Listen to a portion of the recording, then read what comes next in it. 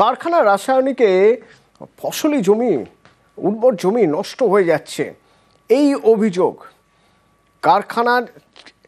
কারখানার যে রাসায়নিক, সেই রাসায়নিক এসে এই জমির ফসল পুরো নষ্ট করে দিচ্ছে। দেখুন, রাসায়নিক এবং দূষিত জল সেই সব মিলে পুরো জমি নষ্ট করা হচ্ছে, ফসল নষ্ট হয়ে যাচ্ছে, এই অভিযোগ উঠছে।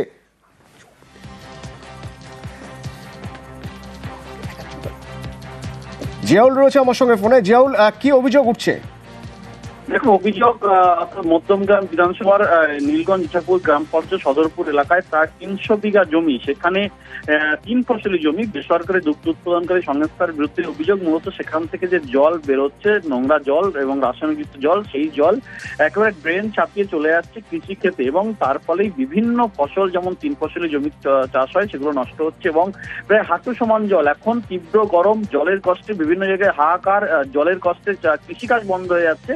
সেখানে দেখা যাচ্ছে এখানে হাঁটু সমান জল এবং সপ্তাহে এই বেসরকারি দুগ্ধ প্রজাতির সেখান থেকে কোম্পানির জল নামছে। বারংবার তারা প্রশাসনকে জানিয়েছে, বারংবার কোম্পানি কর্তৃপক্ষকে জানিয়েছেন, কিন্তু তারা কোনো ব্যবস্থা নিচ্ছে না।